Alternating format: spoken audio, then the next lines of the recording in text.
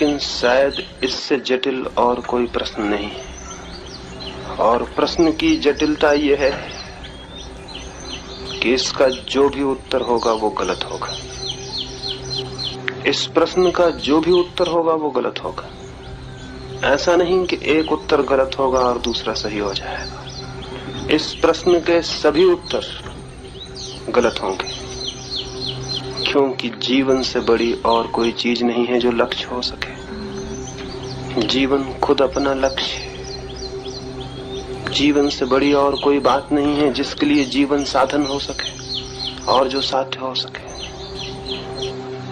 और सारी चीजों के तो साध्य और साधन के संबंध हो सकते हैं, जीवन का नहीं। जीवन से बड़ा और कुछ भी नहीं है। जीवन ही अपनी पूर्णता में परमात्मा है। जीवन ही वो जो जीवन तो ऊर्जा है हमारे भीतर, वो जो जीवन है पौधों में, पक्षियों में, आकाश में, तारों में, वो जो हम सबका जीवन है, वो सबका समग्रीभूत जीवन ही तो परमात्मा है। ये पूछना कि जीवन का क्या लक्ष्य है, यही पूछना है कि परमात्मा का क्या लक्ष्य है। ये बात वैसी ही है जैसे कोई पूछे प्रेम का क्या लक्ष्य है, जैसे कोई पूछे आनंद का क्या लक्ष्य है। आनंद का क्या लक्ष्य होगा, प्रेम का क्या लक्ष्य होगा, जीवन का क्या लक्ष्य होगा। संसार में दो तरह की चीजें हैं। एक जो अपने आप में व्यर्थ होती हैं, उनकी सार्थकता इसमें होती है कि वो किसी सार्थक चीज तक पहुंचा दें। उन चीजों को साधन कहा जाता है, वो मीन्स होती है। एक बैलगाड़ी है, उसका अपने में क्या लक्ष्य है? कुछ भी नहीं, लेकिन उसमें बैठ के कहीं पहुंच सकते हैं। तो अगर पहुंचना लक्ष्य में हो तो बैलगाड़ी साधन बन सकती। एक तलवार का अपने आप में क्या लक्ष्य है? लेकिन अगर लड़ना हो, लड़ना लक्ष्य हो तो तलवार साधन बन सकती।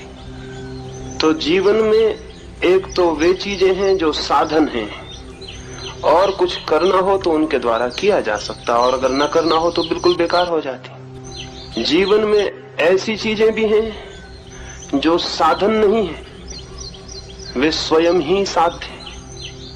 उनका मूल्य इसमें नहीं है कि वो कहीं आपको पहुंचा दें। उनका मूल्य खुद उनके भीतर है, खुद उनमें ही छिपा है। प्रेम ऐसा ही अनुभव है। प्रेम अपने आप में ही अपनी उपलब्धि है। उसे पा लेने के पीछे कुछ और नहीं पा लेने को बचता, और वो किसी और चीज का साधन भी नहीं है। आनंद भी अपने आप में अपना साध्य है।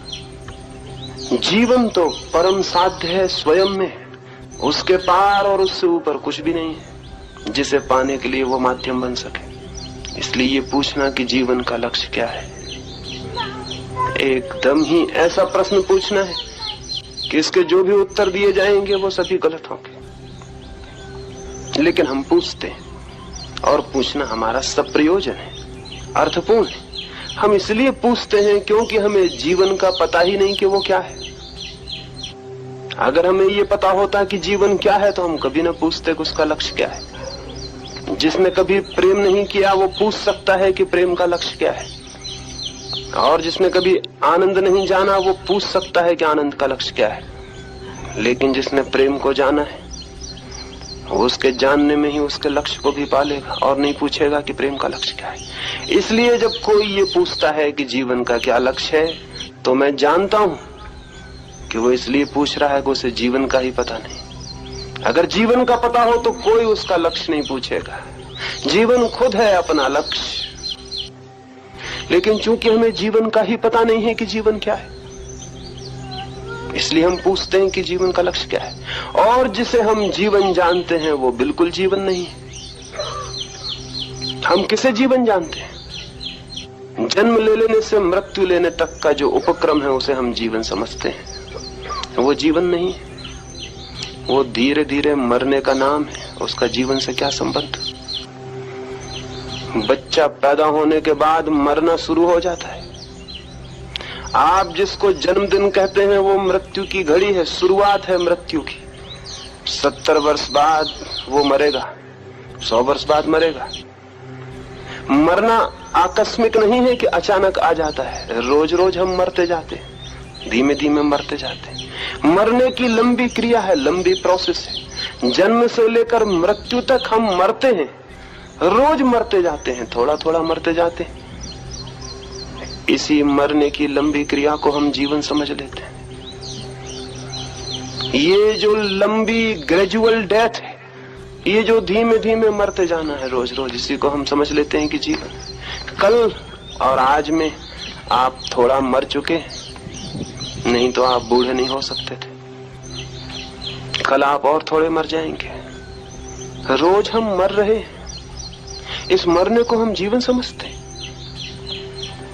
तो प्रश्न खड़ा हो जाता है कि इस जीवन का लक्ष्य क्या है, जिसमें हम पैदा होते, जन्मते और मरते, और रोज रोज वही रिपीटिशन, वही दोहराना, वही सुबह उठाना, वही सांझ सो जाना, वही भोजन, वही कपड़े, वही झगड़े, वही संघर्ष, यही सब रोज रोज। इसका अर्थ क्या है, इसका प्रयोजन क्या है?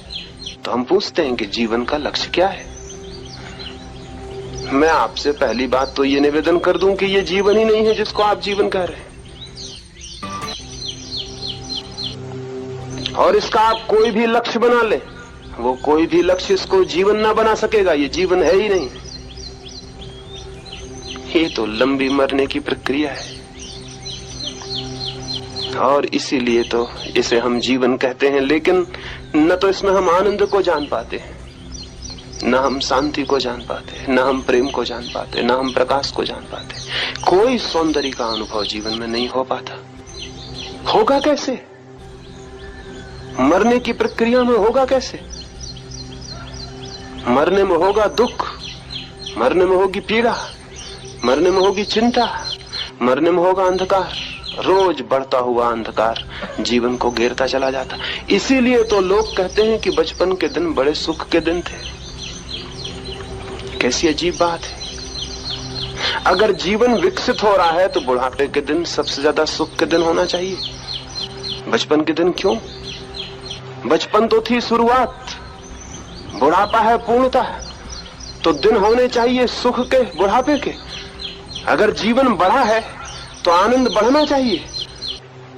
लेकिन हम सारे लोग तो गीत गाते हैं बचपन के कि बड़े खुशी के दिन थे, और हमारे कवि कविताएं लिखते हैं कि बड़े सुख थे बचपन में, बड़ा आनंद था बालपन में। निश्चित ही ये इस बात का सबूत है कि बचपन के बाद हम जिस यात्रा पर चल रहे हैं वो जीवन की यात्रा नहीं, मृत्यु की यात्रा है। इसलिए दुख बढ़ता जाता, मृत्यु की छाया बढ़ती जाती, पीड़ा बढ़ती जाती, और बचपन के दिन सुखद मालूम होते हैं।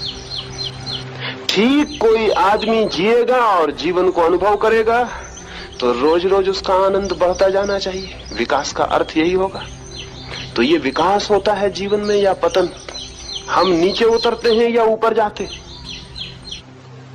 बचपन की सुखद स्मृति गलत जीवन का सबूत है। जीवन ठीक से नहीं जिया गया, जाना नहीं गया, पहचाना नहीं गया।